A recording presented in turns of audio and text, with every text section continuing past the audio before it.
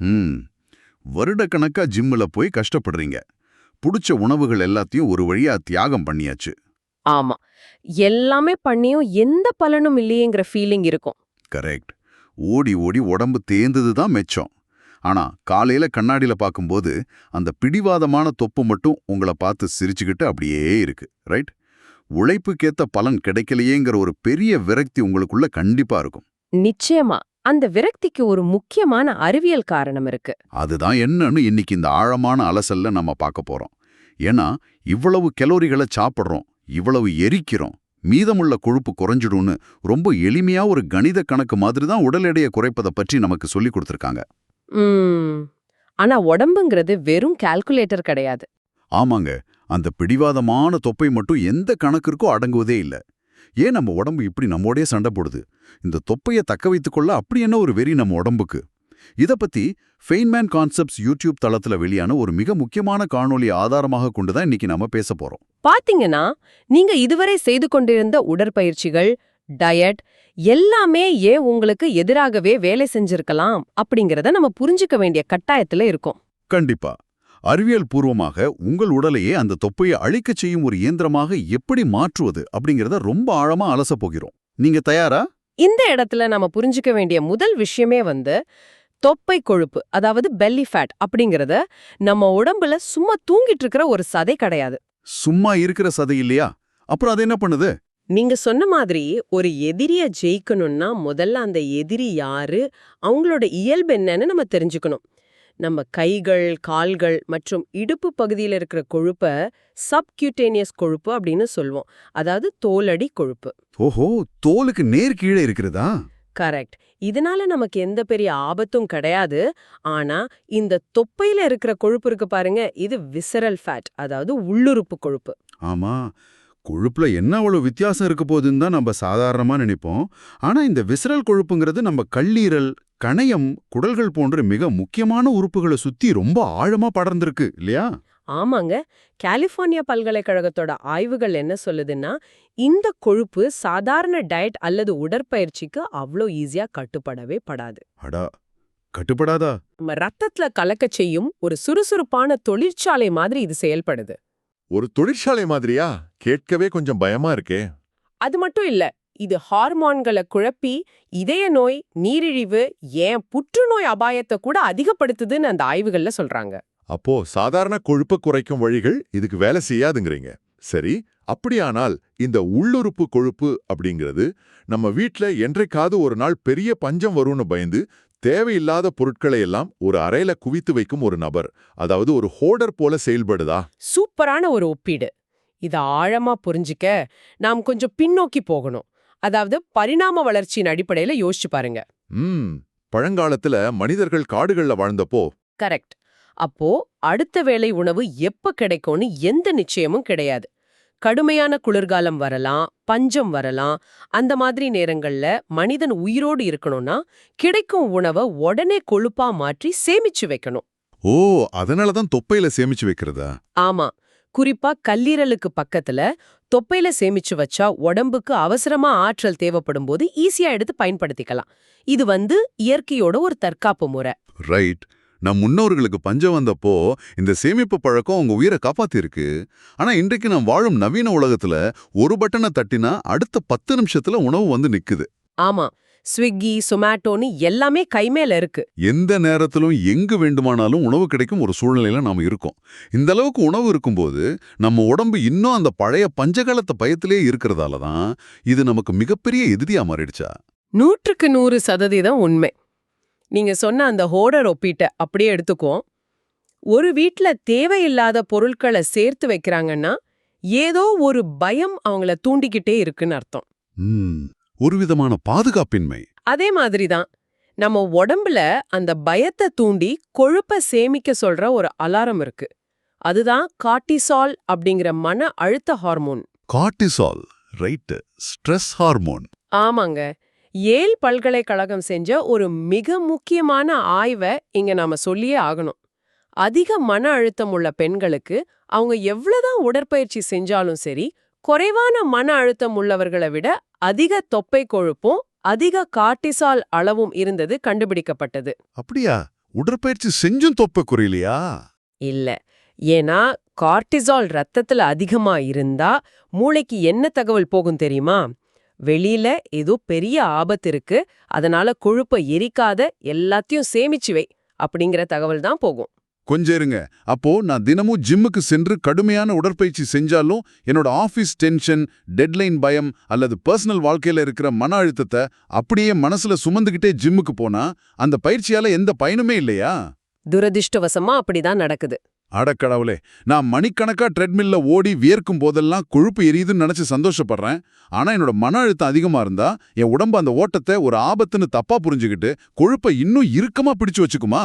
இத நீங்க உயிரியல் ரீதியா புரிஞ்சுக்கணும். பரிணாம வளர்ச்சியில கார்டிசால் எப்போ அதிகமாகும்? ஒரு புலி துரத்தும் போது. ஆமா, உயிருக்கு ஆபத்து வரும்போது. அப்போ கொழுப்பை எரிக்கிறது முக்கியம் இல்ல, தப்பிச்சு ஓடுறது தான் முக்கியம். இப்ப உங்களுக்கு புலி துரத்தல, ஆனா உங்க பாஸ் திட்டுறாரு. உங்க உடம்புக்கு ரெண்டுமே ஒண்ணுதான். உடம்பு தன்னை ஸ்டோரேஜ் மோட், அதாவது சேமிப்பு நிலையில பூட்டி வச்சுக்குது. இது ரொம்பவே ஷாக்கிங்கான ஒரு விஷயமா இருக்கே. இதுல இன்னொரு முக்கிய வில்லனும் இருக்கான். அவன்தான் இன்சுலின். ஓ, இன்சுலின். இதத்தான் கொழுப்பை சேமிக்க சொல்லும் முதன்மை ஹார்மோன்னு சொல்றாங்க, ரைட்? ஆமா, நம்ம கார்போஹைட்ரேட் சாப்பிடும்போது ரத்தத்துல சர்க்கரை அதிகமாகுது, அதை கட்டுப்படுத்த இன்சுலின் சுரக்குது. ஆனா ஒரு நிமிஷம், பல வருஷங்களா நம்ம கிட்ட மருத்துவர்களும் உடற்பயிற்சி நிபுணர்களும் என்ன சொல்லிட்டு இருக்காங்க? நம்ம மெட்டபாலிசம் அதிகமா வச்சுக்க ஒரு நாளைக்கு 6 முறை கொஞ்சம் கொஞ்சமா பிரிச்சு சாப்பிடணும்னு தானே சொல்றாங்க. ஆமா, நிறைய பேர் அதை நம்பிட்டு இருக்காங்க. அப்படி அடிக்கடி சாப்பிட்டா பசி வராது, உடம்பு தொடர்ந்து கலோரிகளை எரிச்சுக்கிட்டே இருக்குன்னு சொல்லப்பட்ட ஒரு விஷயத்த நாம ரொம்பவே நம்பி இருக்கிறோம். இப்ப திடீர்னு இப்படி அடிக்கடி சாப்பிடுவது உடலை எப்பவுமே சேமிப்பு நிலையிலே வச்சிருக்குன்னு சொன்னா எப்படி ஏத்துக்கிறது? பல தசாப்தங்களா மக்கள் ஏமாற்றப்பட்ட ஒரு விஷயம் இதுதாங்க. ஒவ்வொரு முறையும் நீங்க சாப்பிடும்போதும் அது ஒரு சின்ன ஆப்பிளாகவோ அல்லது ஒரு பிஸ்கட்டாகவோ இருந்தாலும் சரி, உங்க ரத்தத்துல இன்சுலின் அளவு உயர்கிறது. ஒரு பிஸ்கட் சாப்பிட்டா கூடவா? கண்டிப்பா. இன்சுலின் அப்படிங்கிறது வெறும் ரத்த சர்க்கரையை கட்டுப்படுத்தும் ஹார்மோன் மட்டும் இல்ல, அது ஒரு சாவி மாதிரி செயல்படுது. ரத்தத்துல இன்சுலின் இருக்கிற வரைக்கும் உங்க கொழுப்பு செல்களுக்கு ஒரு பெரிய பூட்டு போடப்பட்டுவிடும். அப்ப கொழுப்பை எரிக்கவே முடியாதா? முடியாது. உங்க உடம்பு ரத்தத்துல இருக்கிற சர்க்கரையை மட்டுமே ஆற்றலாக பயன்படுத்துமே தவிர சேமித்து வைக்கப்பட்ட கொழுப்பை தொடவே தொடாது. அதனாலதான் நீங்க நாள் புற கொறித்து கொண்டே இருந்தா கொழுப்பு எரியும் பர்ன் மோடுக்கு உங்க உடம்பு மாறவே முடியாது. ஓஹோ, அப்போ அடிக்கடி சாப்பிடுறது மெட்டபாலிசத்தை அதிகப்படுத்துறது கிடையாது, அது தொப்பை கொழுப்புக்கு பாதுகாப்பாரன் அமைத்து கொடுக்குதுன்னு. கரெக்ட். இதை உடைக்க தான் இன்டர்மீடியன்ட் ஃபாஸ்டிங், அதாவது இடைப்பட்ட விரதம் ஒரு பெரிய அஸ்திரமா பார்க்கப்படுதா? ஆமாங்க. அலபாமா பல்கலைக்கழக ஆய்வில் பாத்தீங்கன்னா 16 மணி நேரம் விரதம் இருந்து மீதமுள்ள 8 மணி நேரத்திற்குள் சாப்பிட்டவர்கள், அதாவது மதியம் 12 மணி முதல் இரவு 8 மணி வரை சாப்பிட்டவங்க வெறும் 8 வாரங்களில் 4 முதல் 7% தொப்பை கொழுப்பை குறைத்திருக்கிறார்கள். வாவ், 8 வாரத்துல 7%? இதுல ரொம்ப சுவாரஸ்யமான விஷயம் என்னன்னா, விரதம் இருக்கிறதுக்கு காரணம் குறைவான கேலரிகளை சாப்பிடுறதில்ல. அந்த 16 மணி நேரம் உணவு இல்லாத போது இன்சுலின் அளவு அதல பாதாளத்திற்கு செல்கிறது. இன்சுலின் குறையும் போது மட்டும்தான் அந்த கொழுப்பு செல்களோட பூட்டு திறக்கப்பட்டு நம்ம உடம்பு வேற வழியே இல்லாம சேமிச்சு வச்ச தொப்பை கொழுப்பு ஆற்றலாக மாற்ற தொடங்குது, அப்படிதானே? மிக தெளிவான விளக்கம். இது வெறும் கேலரிகள் உள்ளே கேலரிகள் வெளியே அப்படிங்கிற கணக்கில்ல. இது ஹார்மோன்களின் ஸ்விட்ச் ஆன் ஸ்விட்ச் ஆஃப் விளையாட்டு. ரைட். இந்த ஹார்மோன்கள் எப்படி நம்மள ஆட்டுவிக்குதுன்னு தெரிஞ்சுக்க நாம் இரவில் நடக்கும் மாயாஜாலத்தை பற்றியும் பேசணும். இரவில் நடக்கும் மாயாஜாலமா? அதாவது தூக்கத்தை பத்தி சொல்றீங்களா? ஆமா, நம்மில் பலரும் தூக்கத்தை ரொம்ப அலட்சியமா நினைக்கிறோம். சிகாகோ பல்கலைக்கழகம் செஞ்ச ஆய்வுல ஒரு பிரமிப்பூட்டும் விஷயம் வெளிவந்தது. 8 மணி நேரம் முழுமையா தூங்குனவங்க 5 மணி நேரம் மட்டுமே தூங்கியவர்களை விட 55% அதிக கொழுப்பை குறைத்திருக்கிறார்கள். ஒரு நிமிஷம் இருங்க. வெறும் 3 மணி நேரம் தூக்கம் குறைஞ்சதுனால கொழுப்பு எரியும் அளவு பாதியா குறைஞ்சிடுச்சா? இது எப்படி சாத்தியம்? இங்கேயும் அதே ஹார்மோன்களோட விளையாடுதான். இரண்டும் ஒரே மாதிரியான உணவை உட்கொண்ட குழுக்கள் தான். ஆனா நீங்க தூங்காத போது உடம்பு பயங்கரமான சோர்வடையுது. உடனே உங்க மூளை என்ன நினைக்கும்?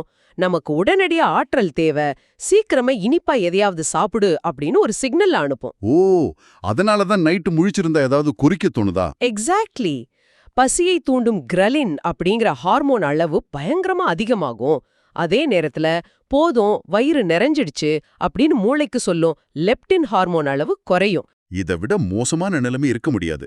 அதாவது எனக்கு உண்மையிலே பசி இல்ல, ஆனா என்னோட ஹார்மோன்கள் நான் பசியோட இருக்கேன்னு என்ன ஏமாத்துது. நான் எவ்வளோ சாப்பிட்டாலும் வயிறு நிறைஞ்ச திருப்தியும் கிடைக்காது. அதனால நான் அளவுக்கு அதிகமா சாப்பிடுவேன். இது எல்லாமே நைட்ல சரியா தூங்காத ஒரே காரணத்தினால நடக்குது. ஆமா, ஒரு சின்ன தூக்கமின்மை இவ்ளோ பெரிய பாதிப்பை உருவாக்குது. இதை வச்சு பார்க்கும்போது இனிப்பு, குறிப்பா சர்க்கரையோட பங்கு என்னன்னு நாம கண்டிப்பா பேசியாகணும். சர்க்கரை அப்படிங்கிறது எந்த அளவுக்கு ஆபத்தானது, குறிப்பா ஃப்ரக்டோஸ் அப்படின்னு சொல்லப்படுற சர்க்கரை. இப்போ குளுக்கோஸ் அப்படிங்கிறது வேற, ஃப்ரக்டோஸ் அப்படிங்கிறது வேற. குளுக்கோஸை நம்ம உடம்புல இருக்கிற எல்லா செல்களும் எடுத்து பயன்படுத்திக்க முடியும். ஆனா ஃப்ரக்டோஸ் அப்படிங்கிற இந்த இனிப்பு வகையை நம்ம கல்லீரலால் மட்டுமே பிரிக்க முடியும். ஓ, கல்லீரல் மட்டும்தான் அதை ப்ராசஸ் பண்ண முடியுமா? ஆமா, நீங்க ஒரு இனிப்பான சோடாவையோ ஜூஸையோ குடிக்கும்போது என்ன நடக்குது தெரியுமா? அது நேரடியாக ஒரு சுனாமி மாதிரி கல்லீரலை தாக்குகிறது.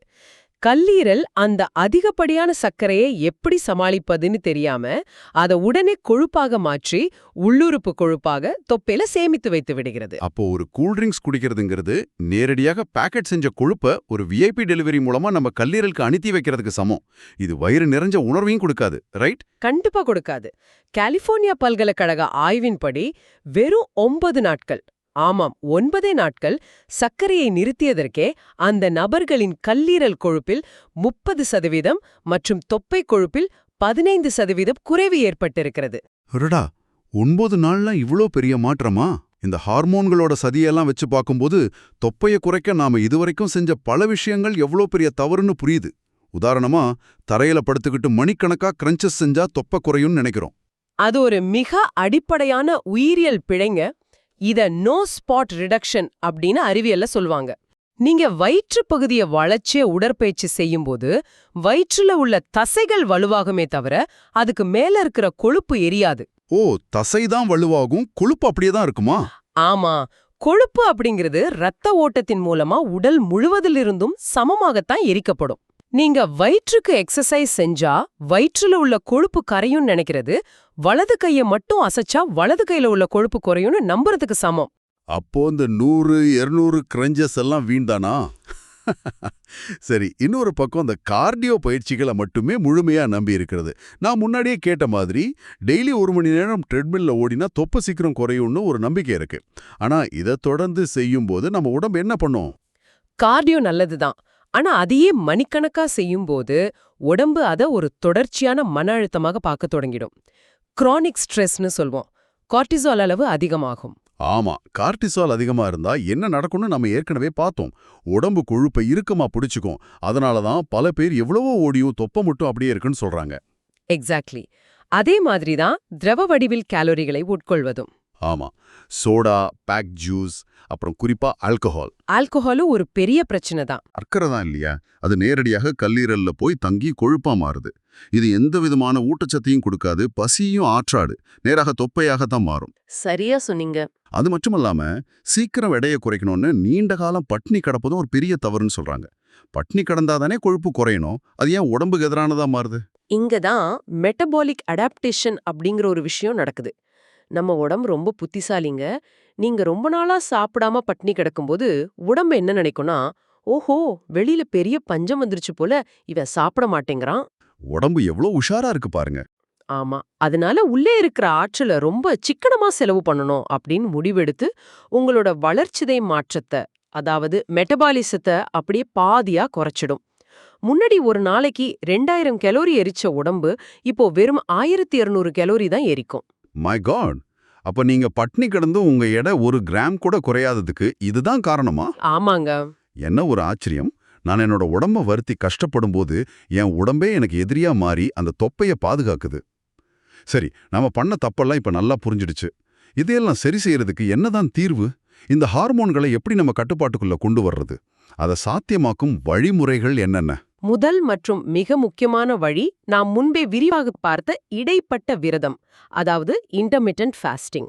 16 மணி நேரம் சாப்பிடாம இருந்து இன்சுலின் அளவை கீழே கொண்டு வந்து நம்ம உடம்ப கொழுப்பு எரியும் நிலைக்கு மாற்றுவது. ரைட், 16 மணி நேர விரதம். அடுத்து மன அழுத்தத்தை குறைப்பது. கார்டிசால் அளவை கட்டுப்படுத்தலனா நீங்க என்ன டயட் செஞ்சாலும் வேலை செய்யாது. தியானம் பண்ணலாம், இயற்கையோட நேரம் செலவிடலாம். முக்கியமா நம்மளே அறியாமலே நமக்கு மன அழுத்தத்தை கொடுக்கும் சமூக வலைதள பயன்பாட்டை கொஞ்சம் குறைச்சுக்கலாம். கண்டிப்பா. அதே மாதிரி தூக்கத்துக்கும் முக்கியத்துவம் கொடுக்கணும் இல்லையா?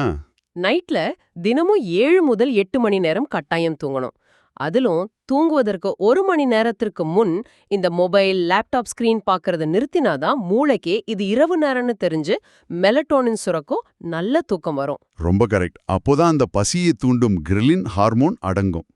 அடுத்து உணவில் செய்ய வேண்டிய மிகப்பெரிய மாற்றம் சர்க்கரையை முழுமையாக தவிர்ப்பது. இது ரொம்ப கஷ்டமான விஷயமாச்சே. கீழ் கட்டாயமாக கொண்டு வர வேண்டும். ஓகே, 25 கிராமுக்கு கீழ், புரிஞ்சது. மிகச்சரியாக சொன்னீங்க. இதுக்கு அடுத்து நான் சொல்ல போற விஷயம்தான் பலருக்கும் ரொம்ப புதிதாக இருக்கும். அது என்னன்னா அதிக புரதம், அதாவது புரோட்டீன் உண்பது. மிசோரி பல்கலைக்கழக ஆய்வில் அதிக புரதம் கொண்ட காலை உணவு உண்பவர்களுக்கு தொப்பை ரொம்ப விரைவாக குறைவதாக கண்டறிந்துள்ளனர். புரதம் சாப்பிட்டா தொப்பை குறையுமா? அது எப்படின்னு கொஞ்சம் விளக்கமா சொல்ல முடியுமா? ஏன் தெரியுமா? புரதச்சத்துள்ள உணவை நீங்கள் சாப்பிடும்போது அதை ஜீரணிக்கவே உங்க உடம்பு அதிக கலோரிகளை செலவழிக்க வேண்டியிருக்கும். புரதத்தில் உள்ள பெப்டைட் பிணைப்புகளை உடைப்பது உடம்புக்கு ரொம்ப கஷ்டமான வேலை. ஜீரணிக்கவே எனர்ஜி தேவைப்படுது.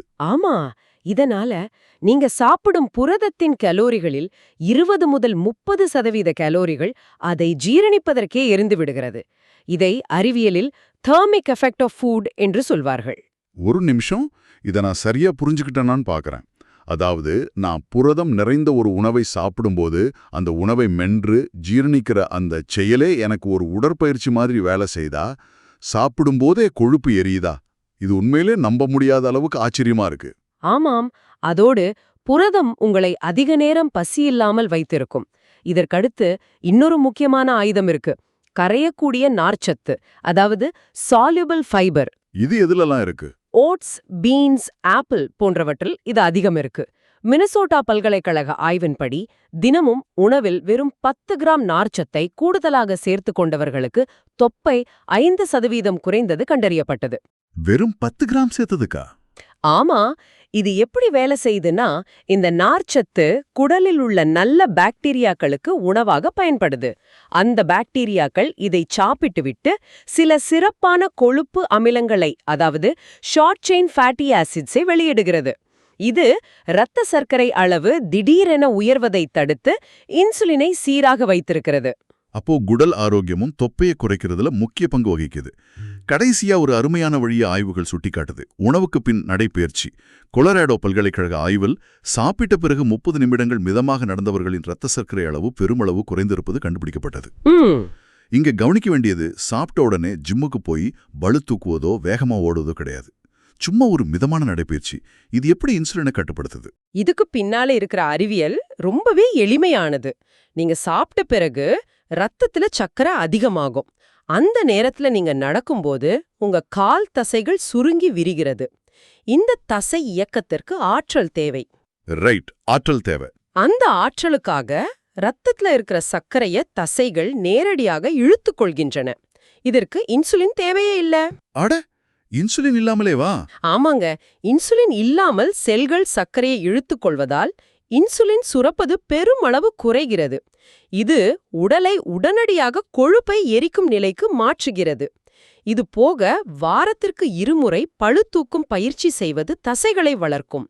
தசை எவ்வளவு அதிகமாக இருக்கிறதோ உங்கள் உடம்பின் வளர்சிதை மாற்ற என்ஜின் அவ்வளவு வேகமாக இயங்கும். இவ்வளவு நேரம் நாம பேசுனதை வச்சு பார்க்கும்போது ஒரு விஷயம் ரொம்ப தெளிவா புரியுது.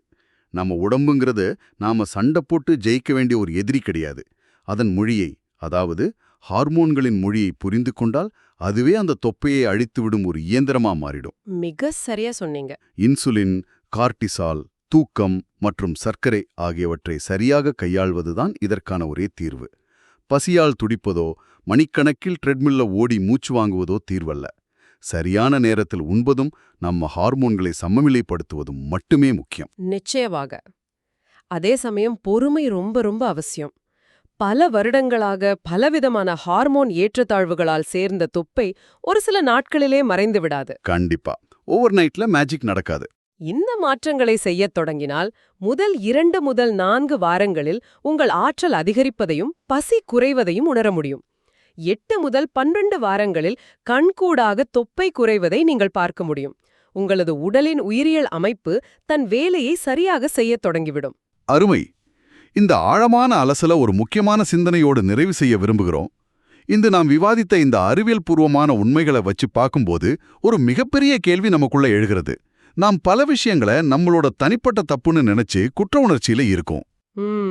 ஆனா உண்மையிலேயே நம்மளோட இந்த நவீன வாழ்க்கை முறை, அதாவது பகலிரவு பார்க்காமல் உழைக்க வைக்கும் 9 to 5 வேலைகள், இடைவிடாத மன அழுத்தம், இரவில் எந்நேரமும் நம்மை சுற்றியிருக்கும் செயற்கை வெளிச்சம், ஒரு பட்டனை தட்டினால் கிடைக்கும் பதப்படுத்தப்பட்ட உணவு, இது எல்லாமே மனித உடலின் பழங்கால உயிரியல் அமைப்புடன் அடிப்படையில முரண்படுகிறதா? இது ஒரு மிகப்பெரிய கேள்வி. அப்படியானால் நாம் வெறும் நம்மோட உணவு பழக்கங்களை மட்டும் மாற்றுவது போதுமானதா? இயற்கையான பகல் இரவு சுழற்சிகளுக்கும் நம் உடம்பின் ஹார்மோன் கடிகாரங்களுக்கும் ஏற்ப நமது வேலை நேரங்களையும் இந்த சமூக கட்டமைப்புகளையுமே நாம் மொத்தமாக மாற்றியமைக்க வேண்டுமா? தொப்பை கொழுப்பு என்பது வெறும் கொழுப்பு அல்ல, அது நமது வாழ்க்கை முறை எவ்வளவு தூரம் இயற்கையை விட்டு விலகியிருக்கிறது என்பதை காட்டும் ஒரு எச்சரிக்கை அலாரம். இந்த சிந்தனையை உங்கள் மனதில் விதையாக விட்டுச் செல்கிறோம். தொடர்ந்து சிந்தியுங்கள், உங்கள் உடலின் மொழியை கேளுங்கள். மீண்டும் ஒரு விரிவான உரையாடலில் சந்திப்போம்.